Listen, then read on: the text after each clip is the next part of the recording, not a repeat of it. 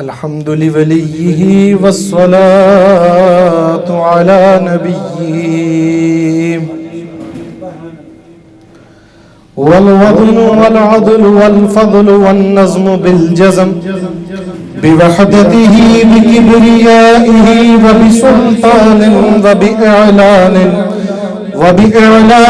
وبإتقان وبإيمان وبيان في فرقان وحده لا شريك له وحده بوحدة موحدا بوحدة وحيدا بلا مدد وجدد ونصب ووصف في الكمال لا شريك له ولا نظير له ولا مثل له ولا مثال له أما بعد فأعوذ بالله من الشيطان الرجيم بسم الله الرحمن الرحيم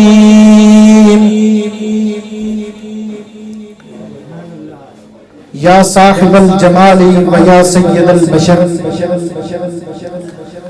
يا صاحب الجمال ويا سيد البشر من وجهك المنير لقد نور القمر لا يمكن الثناء كما كان حقه بعد از خدا بزرگ تو ہی قصہ مختصر بعد از حمد و ثنا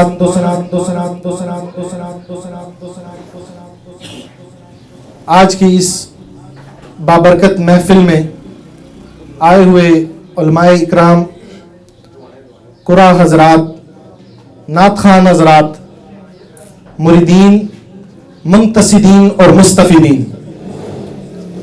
سب کی خدمت میں سلام عرض کرتا ہوں، السلام علیکم ورحمۃ اللہ وبرکاتہ۔ احباب الذکر، آج کی اس بابرکت محفل کا عنوان ماہانہ محفل 11ویں شریف شہدائے بدر سالانہ عرس مبارک حضرت خواجہ نور محمد تراہی، حضرت خواجہ پیر سید عجائب علی شاہ پہچان چورہ شریف اور والدین گرامی حضرت پیر پنجر سرکار۔ احباب وقار، اللہ پاک مجھے سچ کہنے کی، آپ کو سچ سننے کی اور ہمیں اس پر عمل کرنے کی توفیق عطا فرمائے۔ احباب وقار، حضرت مالک رحمۃ اللہ تعالی علیہ، آپ اپنی عمر میں 60واں حج کر رہے ہیں، 60واں حج کر رہے ہیں، اور رات کو سوتے ہیں تو خواب میں دیکھتے ہیں کہ اللہ پاک فرماتا ہے کہ تمام لوگوں کا حج قبول ہو گیا ہے، تمام لوگوں کا حج قبول ہو گیا ہے، لیکن صرف ایک شخص کا حج قبول نہیں ہوا۔ تمام لوگوں کا حج قبول ہو گیا ہے، لیکن صرف ایک شخص ایسا ہے جس کا حج قبول نہیں ہوا، اس کا نام ہے محمد بن عبد الرحمن۔ محمد بن عبد الرحمن اس کا نام ہے۔ تو آپ نے فرمایا، جب آپ کی آنکھ کھلی، آپ بیدار ہوئے، تو آپ نے اس شخص کو ڈھونڈنا شروع کر دیا۔ جب ڈھونڈتے ڈھونڈتے ایک جگہ پہنچے اور آپ نے پوچھا ان لوگوں سے کہ وہ فلاں شخص کہاں ہے، وہ فلاں شخص کہاں ہے، تو ان لوگوں نے بتایا کہ اس کا خیمہ اس پہاڑ کے پیچھے ہے، اس کا خیمہ اس پہاڑ کے پیچھے ہے۔ وہ شخص سارا دن روزہ رکھتا ہے اور ساری رات عبادت میں گزارتا ہے۔ تو آپ کو بہت حیرانگی ہوئی، حضرت امام مالک کو بہت حیرانگی ہوئی۔ تو جب آپ اس شخص کے پاس پہنچے، جب آپ اس شخص کے پاس پہنچے اور اس سے پوچھا، اس کو سلام عرض کیا کہ السلام علیکم، تو اس نے جواب دیا وعلیکم السلام محمد مالک۔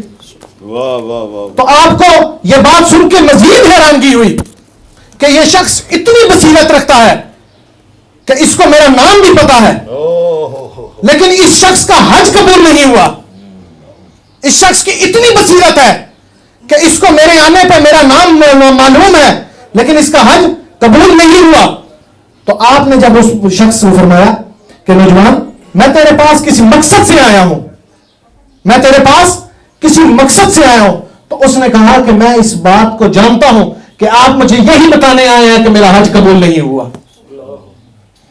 تو یہ بات سن کے آپ کو مزید حیرانگی ہوئی کہ اس بندے کو تو اس بات کا بھی علم ہے, تو اس کا حج کیوں نہیں قبول ہوا؟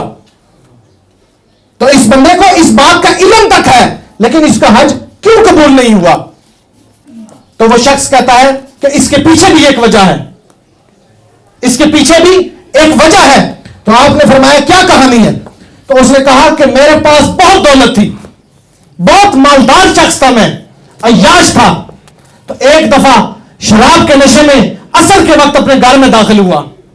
رمضان کا بابرکت مہینہ تھا, شراب کے نشے میں اپنے گھر میں داخل ہوا.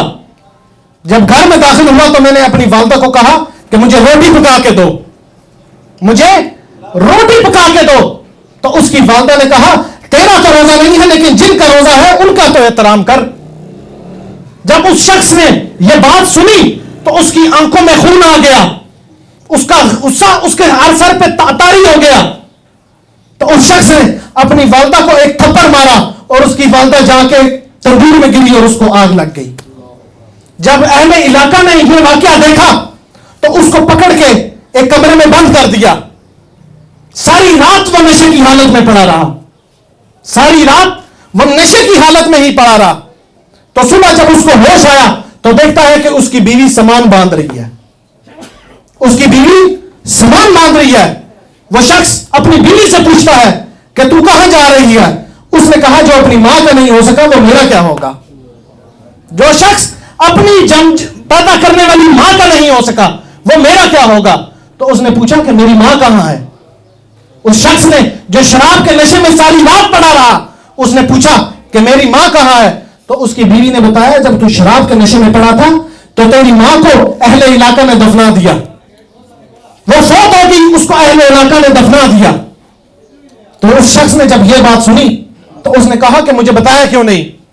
تو اس عورت نے کہا کہ تیری جلتی ہوئی ماں کی یہ آخری نصیحت تھی کہ اس شخص کو میرا چہرہ تک نہ دکھانا, اس شخص کو میرا چہرہ تک نہ دکھانا.